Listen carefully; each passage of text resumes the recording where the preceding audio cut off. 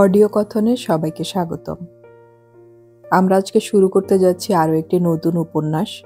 উপন্যাসটির নাম হলো ওয়ারিশ। উপন্যাসটি লিখেছেন শীর্ষেন্দু মুখোপাধ্যায়। উপন্যাসটি আমি 2টি পর্বে ভাগ করে পড়ব। আজকে আমি পড়ছি প্রথম পর্ব।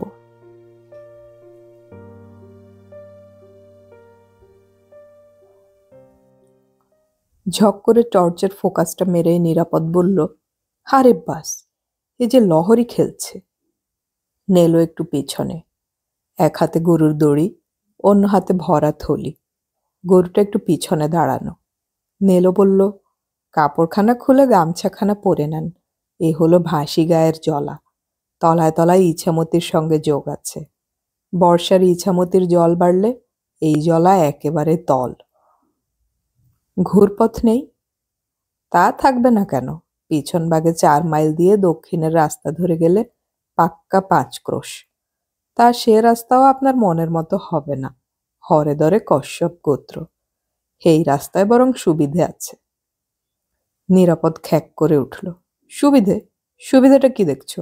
জলার ভেতর দিয়ে ছাড়া কি আর কোনো পথ ছিল না? জলা তো ওই উত্তর দিকে, পোটাক পথ হবে। যে পথে যাচ্ছেন এটা ভাসি গায়ের রাস্তা। জলার জল উঠে পড়েছে এসে।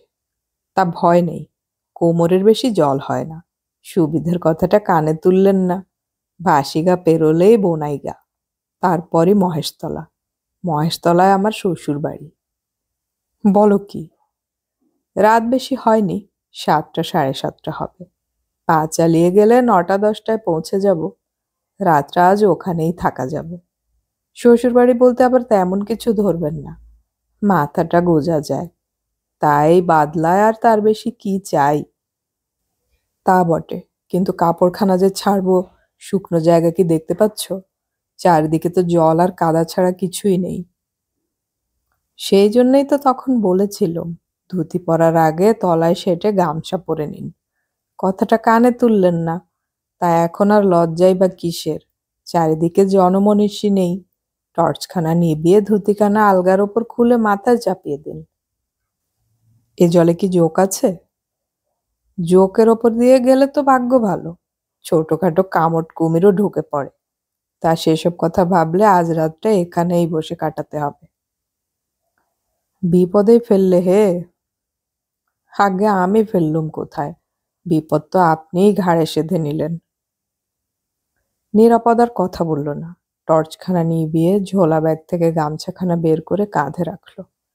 ছাতাখানা বগলে চেপে ধুতি খুলে গুছিয়ে তোলা বড় সহজ কাজ নয়।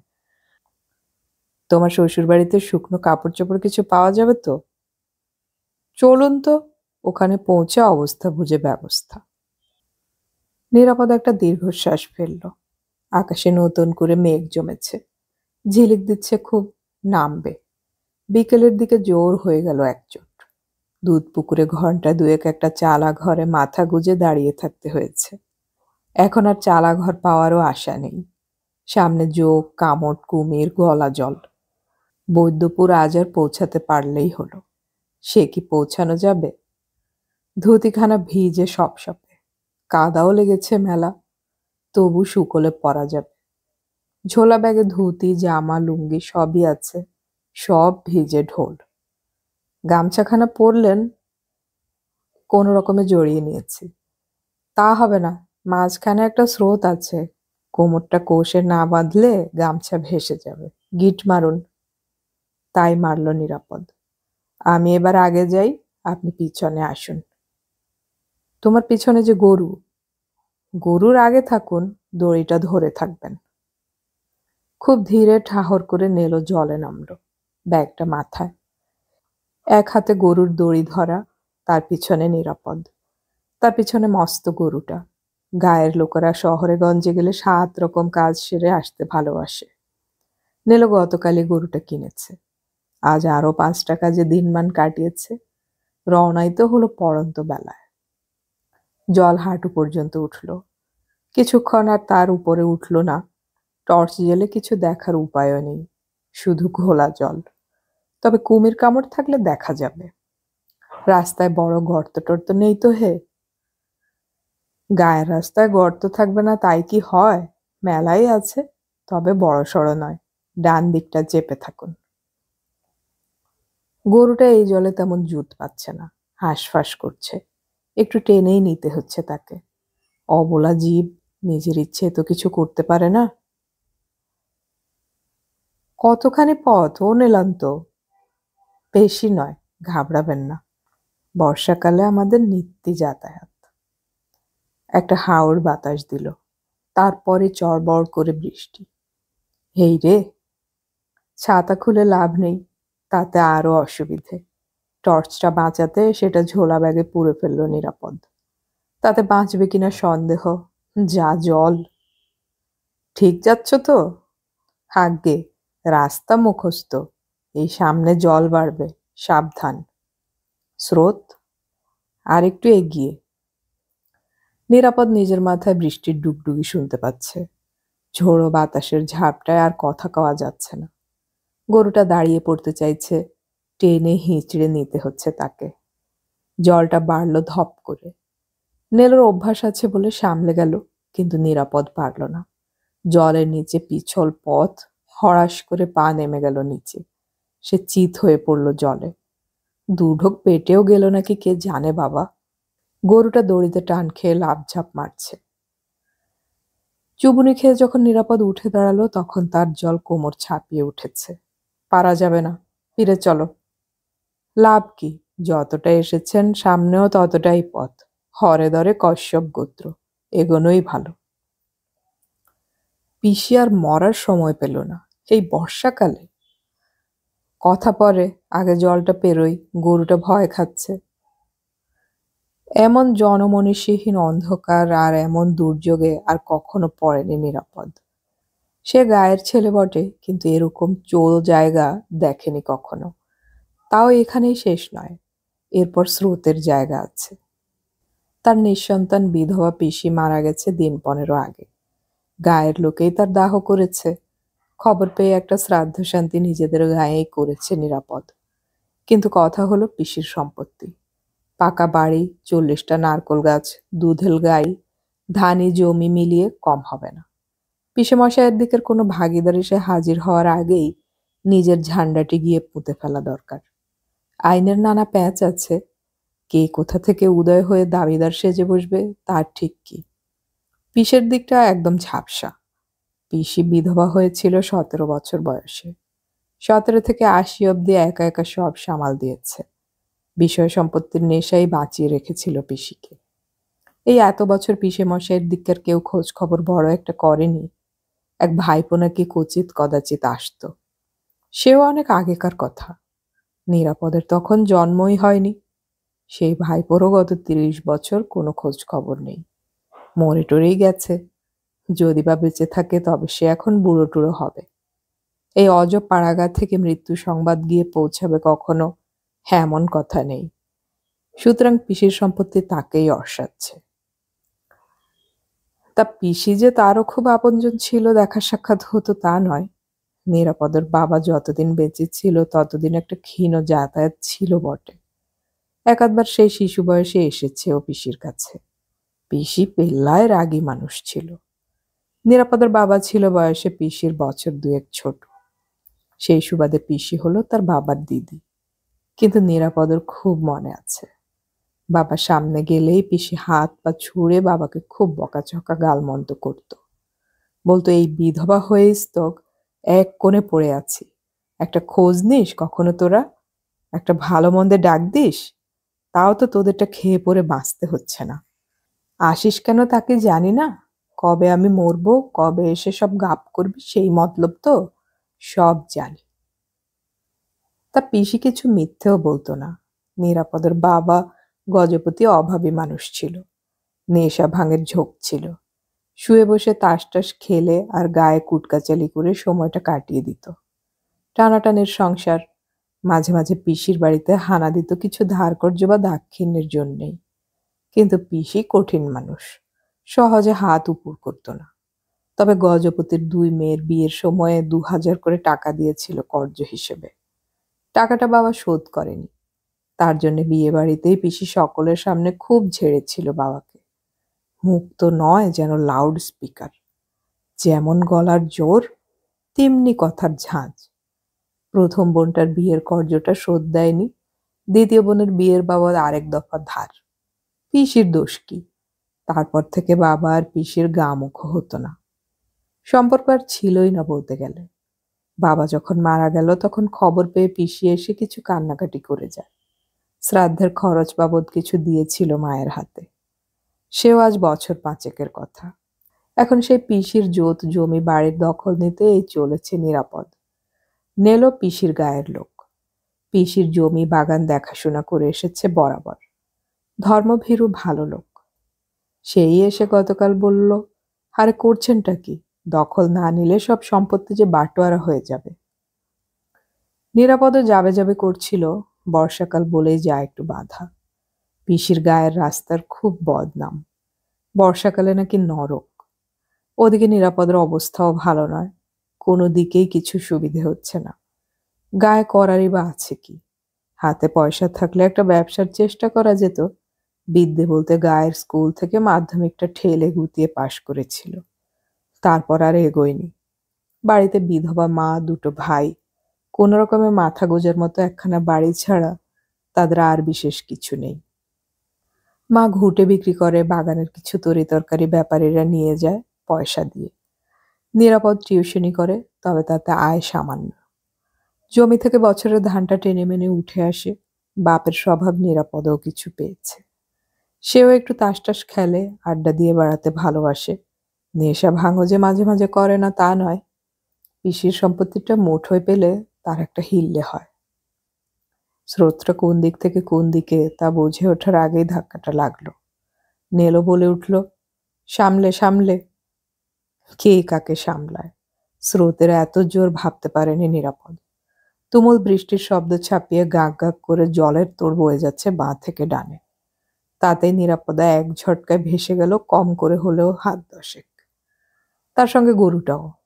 দড়ি ধরে ছিল বলে বেশি দূর যায়নি, তবে হাত থেকে দড়ি অনেকটাই বেরিয়ে যাওয়ায় সে আর নেলোর গরু একেবারে জড়াজড়ি হয়ে গেল। ছাতাটাও যাচ্ছিল।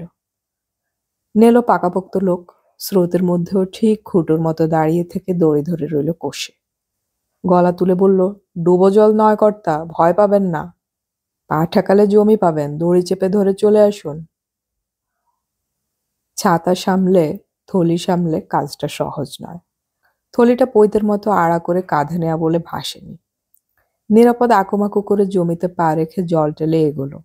গরুটাও এলো, তারও অস্তিত্বের সংকট। নিরাপদের বাহ্য চৈতন্য অন্ধকারে লোপ পাচ্ছিল, শুধু গতিটা বজায় রাখা। ধীরে ধীরে জল কমে তারা ফের হাঁটু জলে উঠে এলো। নেলো বলল, আর স্রোত নেই। নিরাপদ হ্যাতানো গলায় বলল, আর কত দূর? ওই তো ডাঙা জমি। ভবেশ মল্লিক তাকে বুঝিয়েছে আইনে আছে দখলদারেরই দাবি পয়লা। দাবি যতই উঠুক, আদালত দেখবে কার দখলে সম্পত্তিটা আছে, তাহলেই কেল্লা অর্ধেক ফতে। নিরাপদ সেইটাই ভরসা করে আছে। আগে তো দখল, পরে অন্য কথা। তবে দখলও বড় সহজ নয়। গায়ের মোড়ল মাতব্বররা নানা ফ্যাকড়া তুলবে, নানা প্রশ্ন উঠবে। তাদেরও স্বার্থ আছে। অতগুলো নারকোল গাছ, বাগান, জমি, ধানের গোলা, গাই গরু, পাকা বাড়ি, ঘরের সোনাদানা, বাসনপত্র, টাকা পয়সা কম তো থাকার কথা নয় একটা রাজ্য পার্টি বলতে গেলে। মাতব্বররা লুটে পুটে খাওয়ার এমন সুযোগ ছাড়ে কখনো? গড়িমসি করে সে একটু দেরিই করে ফেললো নাকি? খবর তো পেল পিসির শ্রাদ্ধের মাত্র 2 দিন আগে। গায়ের মোড়ল নাকি একখানা পোস্ট কার্ডে খবর পাঠিয়েছিল, তা সে খবর পৌঁছায়নি। পরে এক হাঁটুরে এসে খবরটা দিয়ে যায়। হাঁটুর জল গোড়ালিতে নামলো, তারপর ধীরে ধীরে একটা ঢালু বেয়ে ডাঙায় উঠল তারা। ফাড়া কেটেছে, ও নেলো। টর্চ বাতিটা কি জ্বলবে? টর্চে 23 অনেক আগেই বেজে গেছে বলে টর্চ বাতিটা বের করে সুইচ টিপল নিরাপদ। জ্বলল না। নেলো একটা শ্বাস ছেড়ে বলল, কি আর করা যাবে? গরুর গা থেকে যোগগুলো আর ছাড়ানো হলো না তবে। যোগ? আজ্ঞে, ও জিনিসের অভাব নেই। পায়েটায় একটু হাত বুলিয়ে দেখে নিন, 12-14টা লেগে গেছে এতক্ষণে। নিরাপদর গায়ে একটু শিরশির করলো। তাহলে চলুন দেখি, ভামিগায়ে চেনা বাড়ি আছে। পরাণ মণ্ডলের অবস্থা ভালোই। টিনের ঘর, পাকা মেঝে, মস্ত উঠোন। বৃষ্টির মধ্যে তারা দাওয়ায় উঠে যেতেই দুটো কুকুর তেড়ে এলো। পরাণ মণ্ডল আর তার দুই ছেলেও বেরিয়ে এলো দা হাতে। একজনের হাতে মস্ত টর্চ। নেলো বলল, ওরে বাপরে, মারবে নাকি? বিপদে পড়েই আসা। বাতিটা একটু দেখাও তো বাপু। পরাণ মণ্ডল অপ্রস্তুত হয়ে বলল, কিছু মনে করো না। কালো বিধু সাহার বাড়ি ডাকাতি হয়ে গেল, তা এত রাতে কোত্থেকে? সঙ্গে ওটিকে? নেলো এত কথার জবাব না দিয়ে বসে গেল পায়ের চোখ ছাড়াতে। বলল, আলোটা ভালো করে ফেলো তো, মেলা লেগেছে দেখছি। নিজের পায়ের দিকে চেয়ে নিরাপদর মূর্ছা যাওয়ার উপক্রম। অন্তত 20-25টা যোগ উরু থেকে পায়ের পাতা, এমনকি আঙুলের ফাঁকেও লেগে গেছে। ঘিন পিত ঝেড়ে সে পটাপট যোগগুলোকে শরীর থেকে ছিঁড়ে উঠোনে ছুঁড়ে ফেলতে লাগলো। নেলো নিজের যোগ সাফ করে গরুটাকে নিয়ে পড়ল। পরাণ মণ্ডল বারান্দায় রাখা বেঞ্চিখানায় বসে কাণ্ডখানা দেখতে দেখতে বলল, জলা পেরিয়ে এলে বুঝি? হ্যাঁ। গরুটা কত নিল? 5,000। সস্তায় পেয়েছ। আমার জার্সি গাইটা পড়েছিল 7। 2-4টে কথাবার্তার পর উঠে পড়ল নেলো। আসি হে পরাণ, এসো গিয়ে। রওনা দেওয়ার পর নিরাপদে বলল, ও নেলো, রাতটা তো এই বাড়িতেই থাকা যেত। পাগল নাকি? পরাণ মণ্ডল হাড়কেপ্পন লোক। একগাল মুড়িও বের হতো না নিজে থেকে। দরকার কি? এই তো পাশেই মহেশতলা, ভো করে চলে যাব। কত দূর? মেরে কেটে মাইলটাক। বৃষ্টিটা জোর হচ্ছে, ব্যাঙ ডাকছে খুব। ভাসি গা থেকে রাস্তাটা খারাপ নয়, পাথরকুচির রাস্তা, কাদা খুব একটা নয়। মহেশতলার সীমানায় ঢুকতেই বৃষ্টির তোড়টা কমে গেল, বাতাসটা রইল।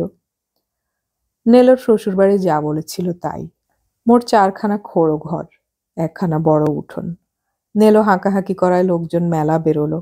শ্বশুর, শাশুড়ি, 3 শালা, তাদের 3টে বউ, 2 শালি আর গোটা 7 বাচ্চা কাচ্চা।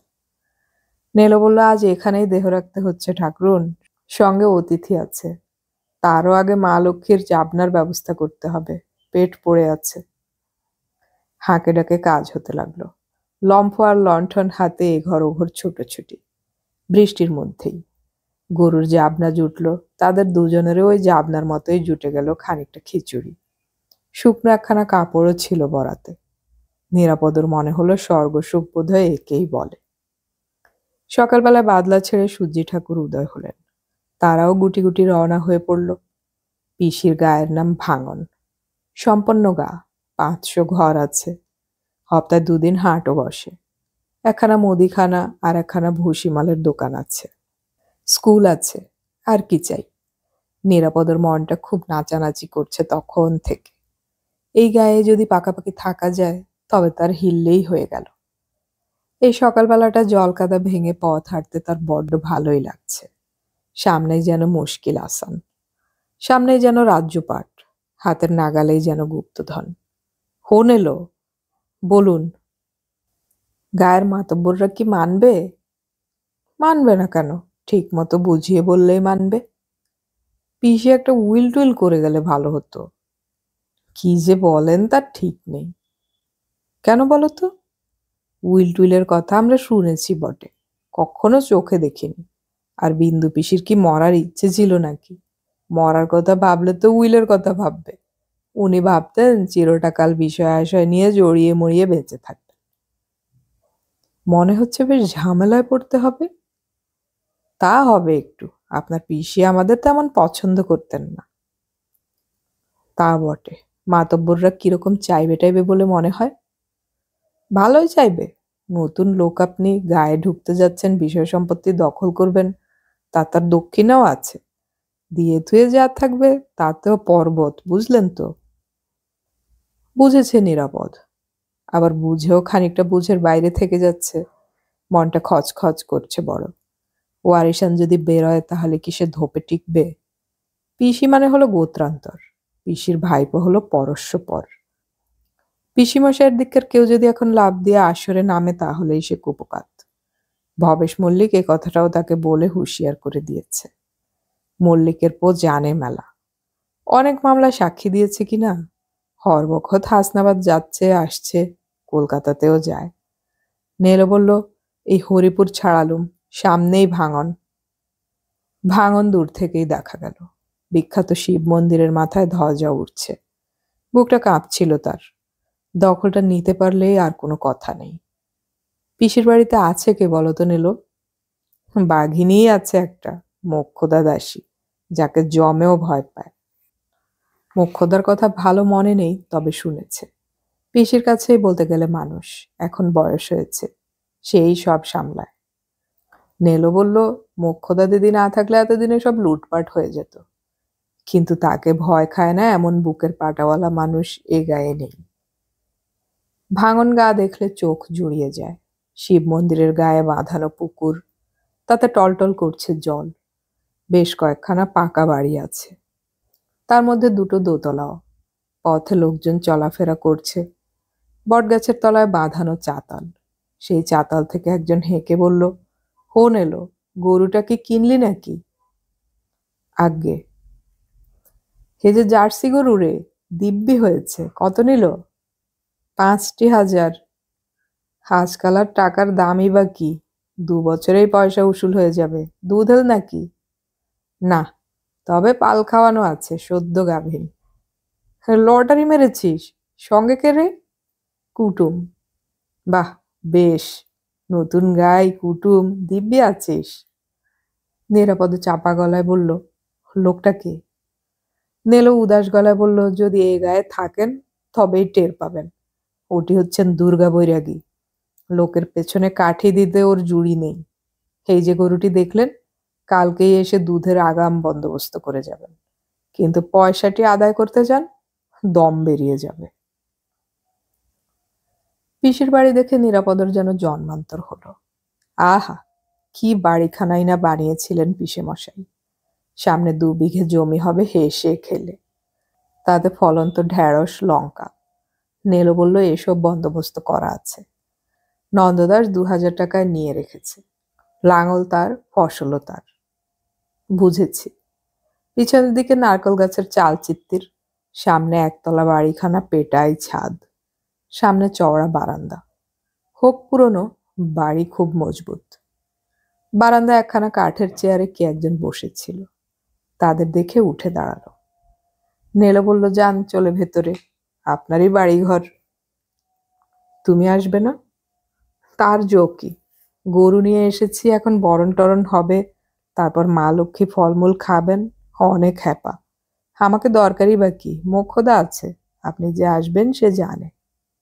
তবু একটু কেমন যেন লাগছে তার। বারান্দায় ওই লোকটাকে। নেলো ফটকের বাইরে থেকে ঠাহর করে দেখে বলল, তাই তো, এ তো চেনা মানুষ বলে ঠেকছে না। নিরাপদের বুকটা একটু কেঁপে উঠল। লক্ষণ ভালো নয়। সে বলল, ওদিককার কেউ নয় তো? নেলো মাথা চুলকে বলল, তা তো বুঝতে পারছি না, গিয়ে দেখুন একবার, কথাটা তা কইলেই বুঝবেন। যদি তাড়া করে? করলেই হলো, আপনিও তো ন্যায্য ভাইপো, ফেলনা তো নয়। নিরাপদা একবার নিজের পোশাকের দিকে তাকালো।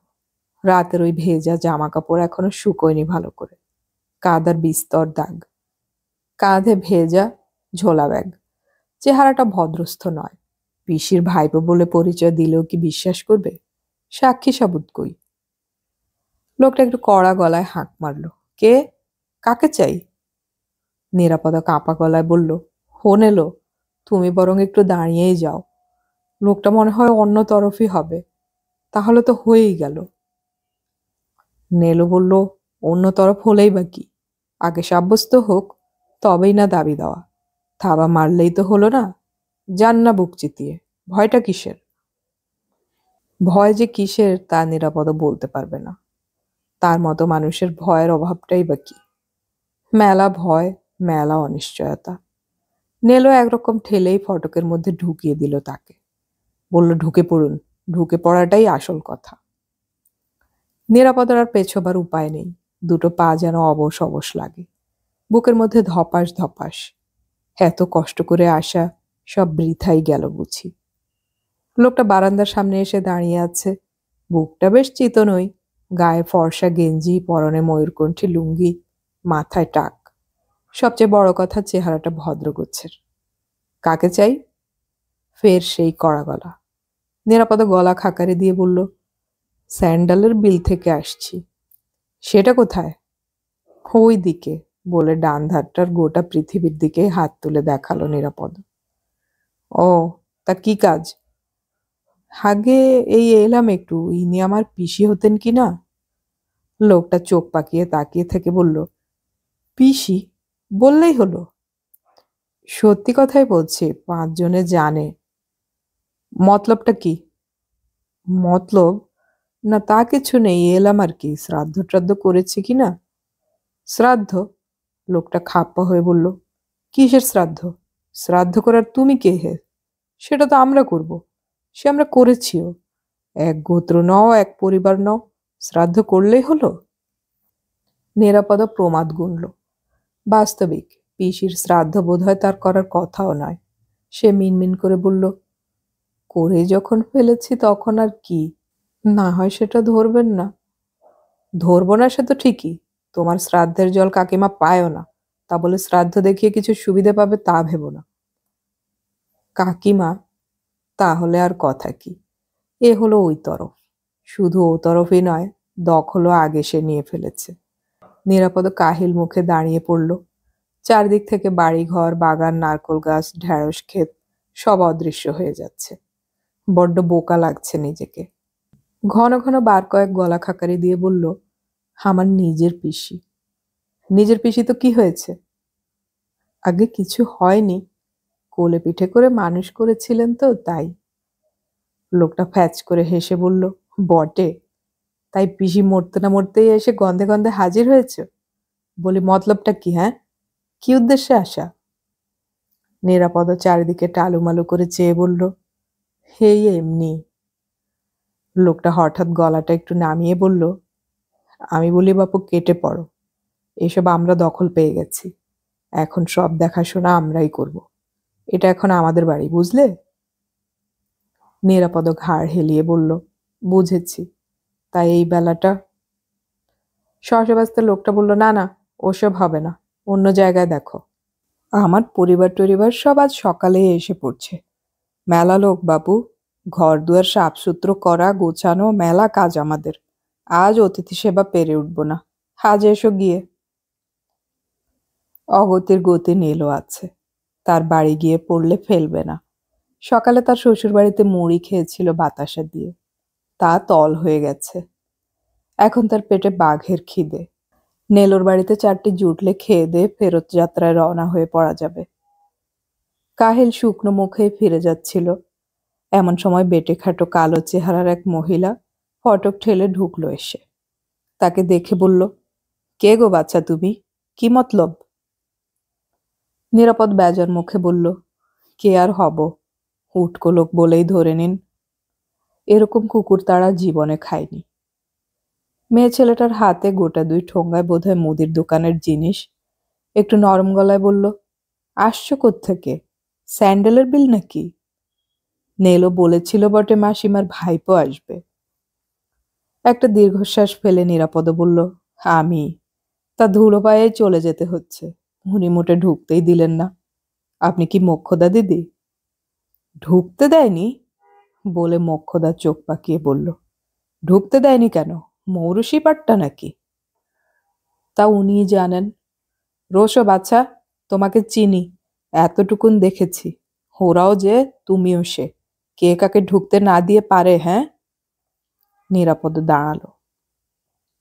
মোক্ষদা শটান গিয়ে লোকটার সামনে দাঁড়িয়ে বলল, ভেবেছোটা কি? হ্যাঁ, বলি এই বাড়ি কি তোমার বাবার? মাসির সম্পত্তি এখনো মাসিরই আছে। তুমি তার ভাইপোকে তাড়াও কোন সুবাদে? লোকটা একটু ভড়কে গিয়ে বলল, দেখ মোক্ষদা, মুখ সামলে। মোক্ষদাকে চোখ রাঙাচ্ছ?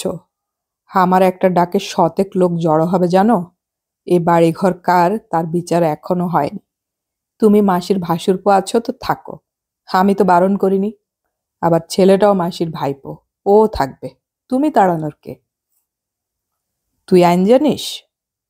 আইন জানার দরকার নেই। এটা জানি যে তোমাদের কারোরই এখনো হক জন্মায়নি। বেশি তড়পাবে না।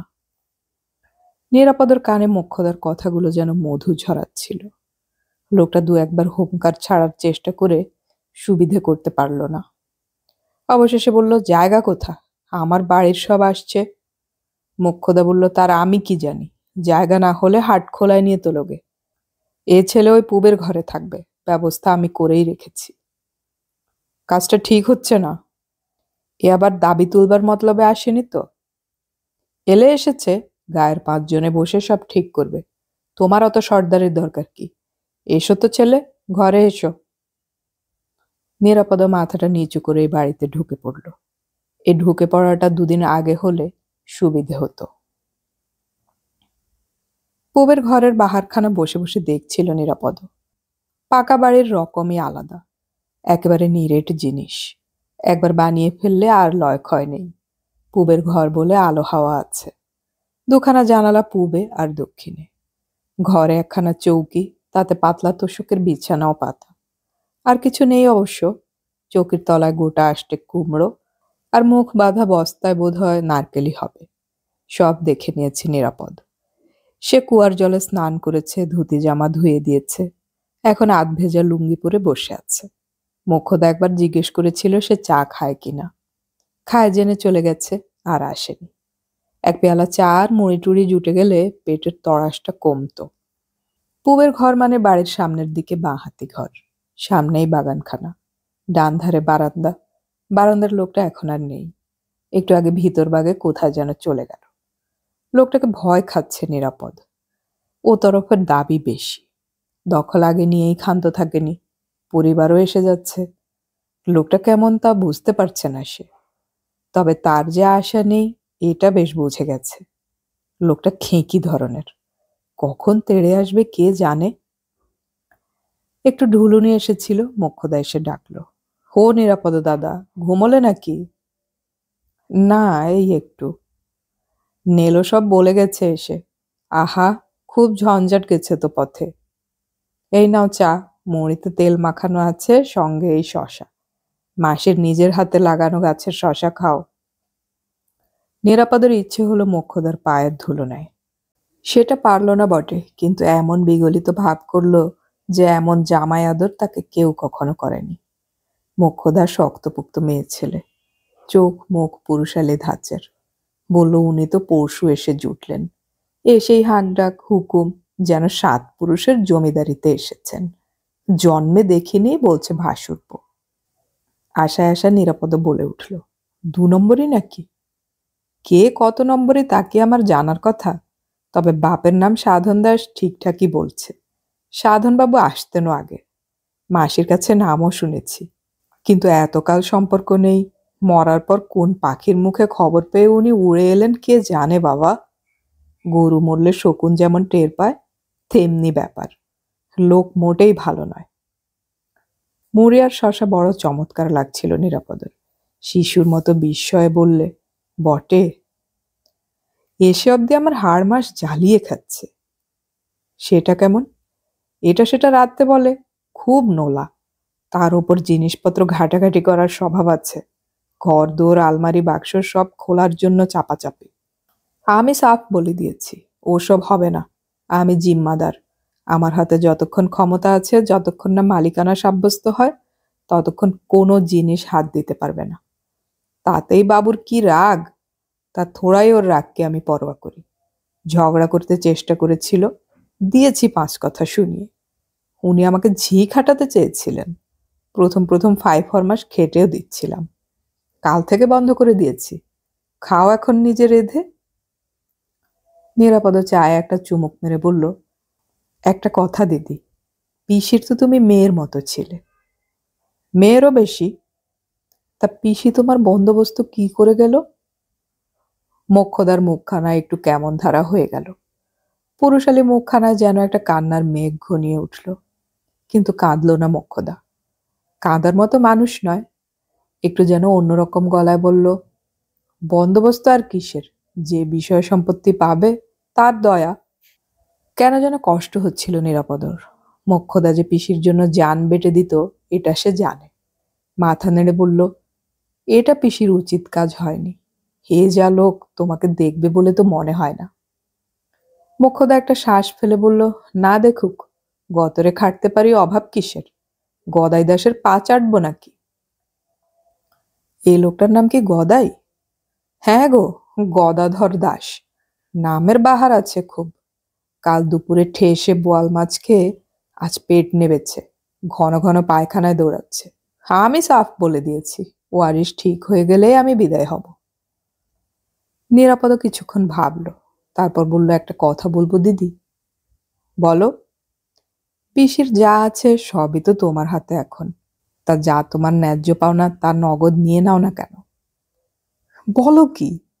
ওসব কাজ মোক্ষদার দ্বারা হওয়ার কথা নয়। দিয়ে যখন যায়নি তখন আমি নিজের হাতে নিতে যাব কোন দুঃখে? দেওয়ার ইচ্ছে হয়তো ছিল, সময় পাইনি। তা বড় মন্দ বলনি। মাসির ইচ্ছে তো ছিলই। কি বলতো জানো?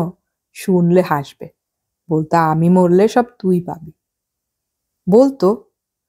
সে অবশ্য কথার কথা। দেশে আইন আদালত আছে, দিলেই তো আর হলো না। আর আমারই বা দরকারটা কিসের? একটা তো মোটে পেট, চলে যাবে। তোমার আর কেউ নেই? কে থাকবে? নোনাইয়ের বাড়ি ছিল, মাসির কাছে এসেছিলাম তো এইটুকুন বয়সে। বাবা খেতে দিতে পারতো না, তাই মাসিকে গচ্ছিত করে গেল। তা বাবা নেই, মা গেল বছরগত হয়েছে। একটা ভাই আছে, পরের জমি চাষ করে পেট চালায়। তাহলে তুমি যাবে কোথায় দিদি? কোনো চুলো যাব। মোক্ষদার দাঁড়ালো না। চা আর মুড়ি শেষ করে নিরাপদে উঠল। কুয়োর ধারে গিয়ে জল তুলে কাপ আর বাটি ভালো করে মাটি দিয়ে মেজে ধুয়ে রান্নাঘরের চৌকাঠের পাশে রেখে দিয়ে এলো। ফিরে আসার সময় গদাইয়ের সঙ্গে মুখোমুখি হলো। তিরিক্ষে লোকটা তাকে দেখেই যেন তেলে বেগুনে জ্বলে উঠল। ঘরটা যে বড় দখল করলে, আমার ইয়েরা এসে থাকবেন কোথায় বলতে পারো? মোক্ষদামাগি তো দুখানার বেশি ঘর খুলবে না, তারও একটা তুমি গাপ করলে। আমরা 7 জন আমাকে নিয়ে। নিরাপদও যেন সমস্যাটা বুঝলো, মাথা নেড়ে বলল, ঠিকই তো। তুমি কি রাত কাটাতে চাও নাকি? জায়গা না হলে চলেও যেতে পারি। সে তোমার বিবেচনা। কাকিমা কবে থেকে চিঠি লিখছে, বেঁচে থাকতে থাকতে আয় বাবা, সব বেহাত হওয়ার আগেই তোর হাতে সঁপে দিয়ে যাই। তার সংসারী মানুষ, খেটে খেতে হয়।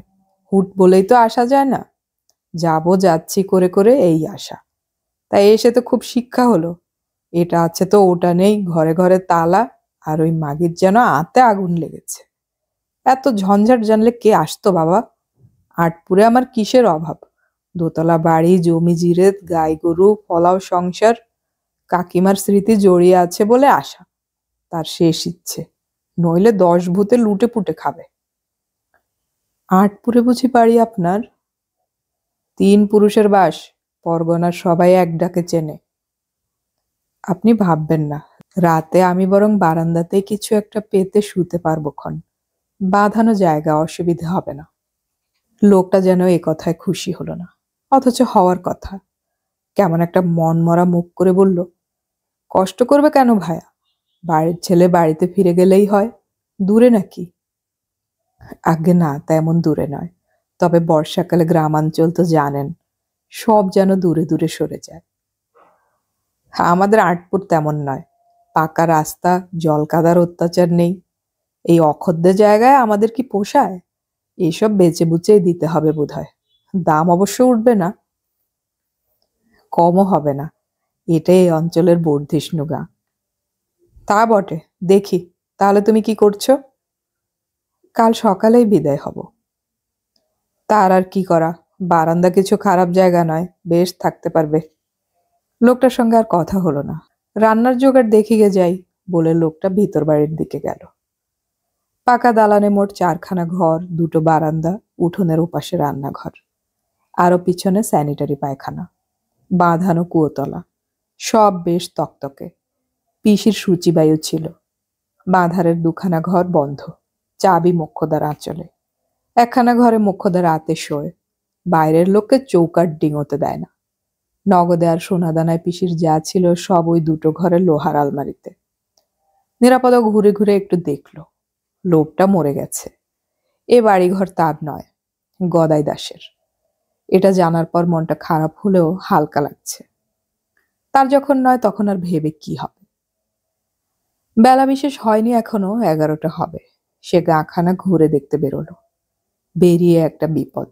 সবাই তাকায়, দু একজন বেশ কুটচোখেও তাকাচ্ছে। শীতলা মন্দিরের কাছে একজন ভারী কিচালের মানুষ ফস করে জিজ্ঞেস করলো, কোত্থেকে আগমন হচ্ছে? আজ্ঞে স্যান্ডালের বিল। সে তো ওই দক্ষিণে। যে আজ্ঞে। তাই এখানে কার বাড়িতে? পিসি মারা গেলেন। হো, সম্পত্তির ব্যাপার? একটু রাগ হলো শুনে। বলল, না, আমি ওয়ারিশ নই, এমনি আসা। খালধারটা বেশ ভালো। চওড়া খাল, ইছামতির সঙ্গে যোগ। ভরা বর্ষায় ফুলে ফেঁপে স্রোত বয়ে যাচ্ছে। পাড়ঘাট আছে। হাসনাবাদ থেকে এদিক দিয়ে নৌকা বা ভটভটিতে আসা যায়। আসছেও লোক, যাচ্ছেও। অশ্বত্থ গাছের তলায় একা বোকা বসে নিরাপদে এই গতায়াত দেখল কিছুক্ষণ। দেখতে দেখতে হঠাৎ একটু টান হয়ে বসলো। একটা ভটভটি এসে থেমেছে। পোটলা পুটলি নিয়ে এক মেয়ে মানুষ নামলো। তার পরনে ময়লা ডুরে শাড়ি, সঙ্গে গোটা পাঁচেক ছেলে মেয়ে।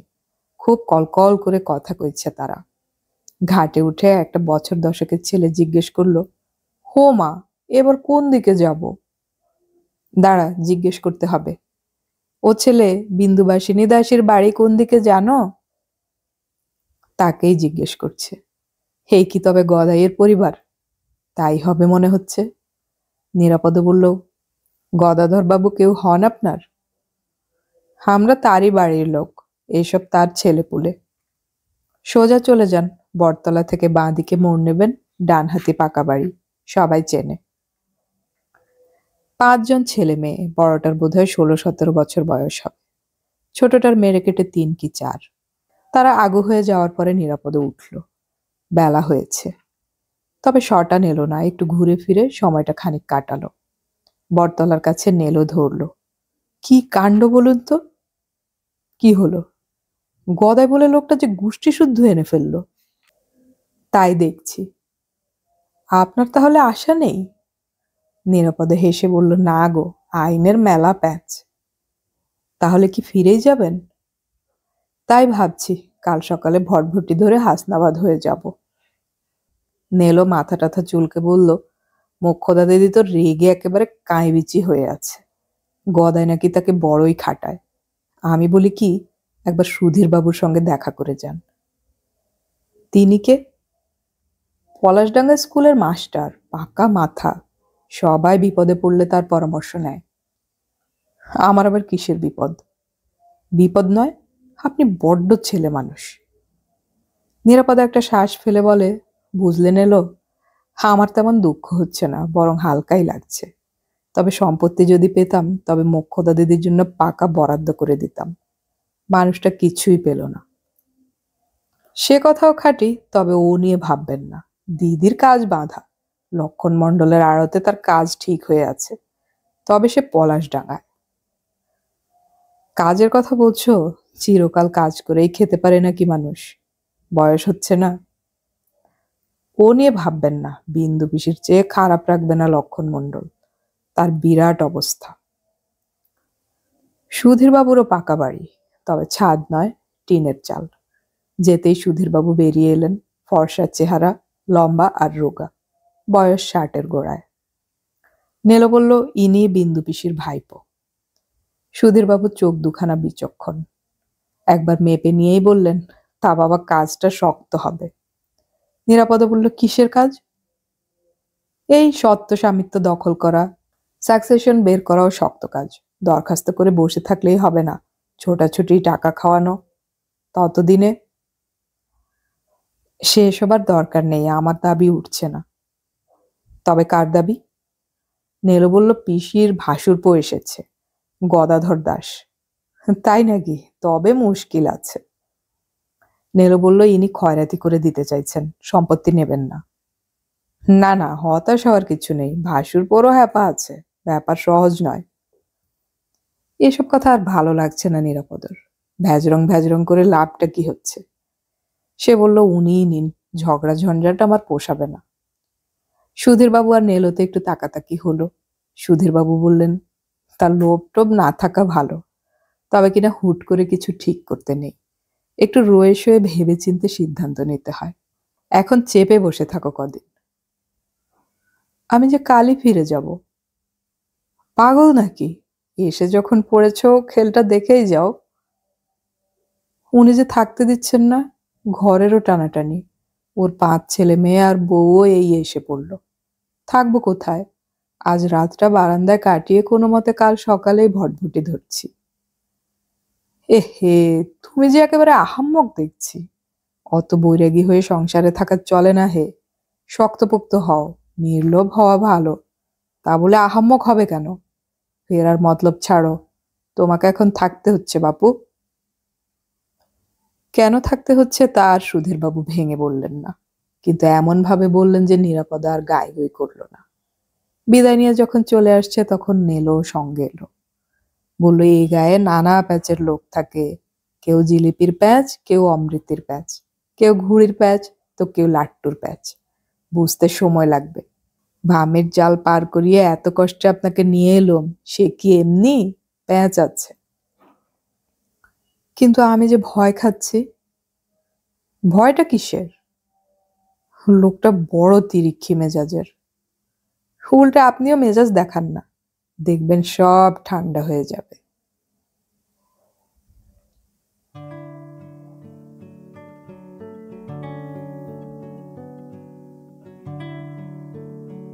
এতক্ষণ আমি পড়ে শোনালাম শীর্ষেন্দু মুখোপাধ্যায়ের লেখা উপন্যাস ওয়ারিশ এর প্রথম পর্ব। উপন্যাসটির শেষ পর্ব আমরা খুব শীঘ্রই আপলোড করব, শোনার আমন্ত্রণ রইল। অডিও কথনে আমাদের গল্প পাঠ ভালো লাগলে চ্যানেলটি সাবস্ক্রাইব করে রাখুন এবং বন্ধুদেরকে শেয়ার করুন। আমাদের গল্প পাঠ আপনাদের কেমন লাগছে তা কমেন্টে অবশ্যই জানাবেন। গল্প পড়ি, গল্প শুনি, বাংলা গল্প ছড়িয়ে পড়ুক সবখানে।